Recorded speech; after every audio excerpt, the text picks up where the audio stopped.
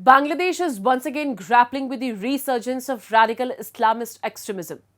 A violent demonstration by the banned militant group Hizb-ut-Tahrir in Dhaka has reignited concerns over the country's security and stability, with extremists openly defying law enforcement and calling for the replacement of democracy with an Islamic caliphate. The situation is deteriorating rapidly. Is Bangladesh heading towards an Islamist takeover? Let's take a closer look.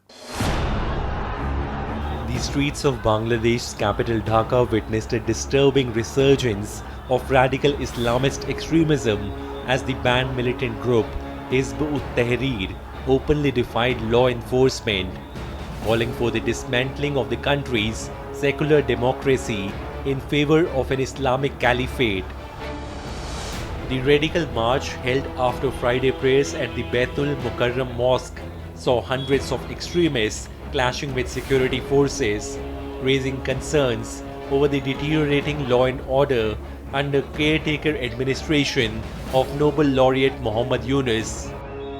Bangladesh's law enforcement was forced to deploy tear gas and sound grenades to disperse the protesters as they broke through barricades and chanted extremist slogans. Experts argue that the caretaker administration's failure to curb extremism is leading to an alarming rise in Islamist influence, threatening not just Bangladesh's secular framework but also regional stability.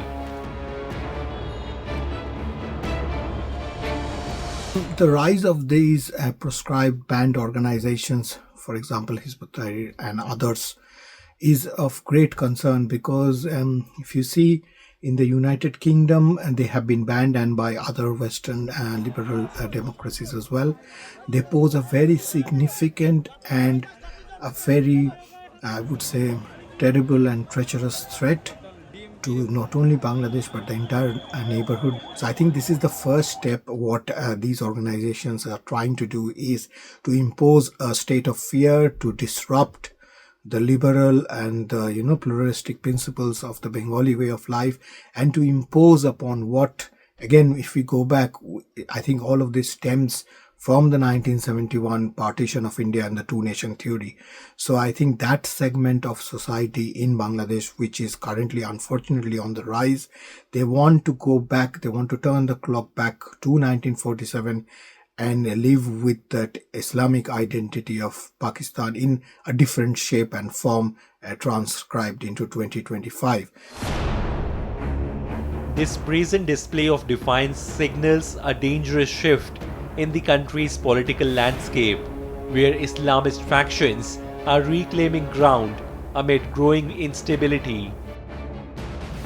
The political uncertainty following the forced exile of former Prime Minister Sheikh Hasina in August 2024 has left Bangladesh vulnerable to extremist elements. Under her leadership, groups like Hizb-ut-Tahrir were banned due to their anti-state activities. However, her ousting, triggered by violent student-led protests, has created a power vacuum, allowing radical outfits to re-emerge. India has raised serious concerns over Bangladesh's deteriorating security situation, reporting over 2,374 attacks on minorities between August 5, 2024 and February 16, 2025.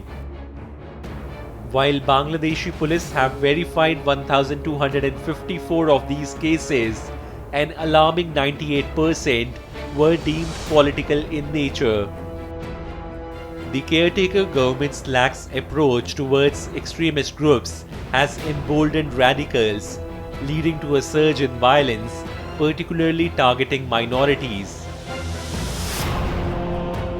I think the present administration, the caretaker government, has to actually prove and step up their activities and effects in order to curb these kinds of disturbances, because we have seen no evidence, and it is seeming likely that they are actually turning a blind eye towards all of these atrocities which is going on unabated day in, day out. We can see extrajudicial executions, loot, arson, and at the end of the day, all of these are being targeted towards the minority communities who are bearing the brunt.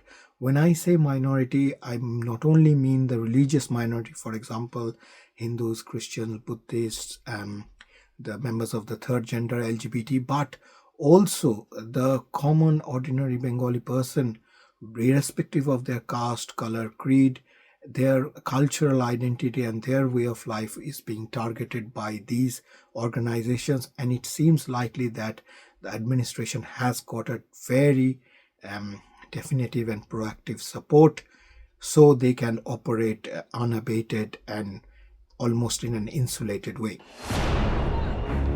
The country's fragile security apparatus, combined with a government seemingly unwilling or unable to rein in extremists, is creating a fertile ground for radicalization.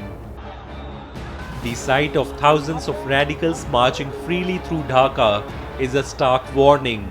Bangladesh is teetering on the edge of an Islamist resurgence. Unless decisive action is taken, the progress made in curbing extremism under the previous administration risks being completely undone.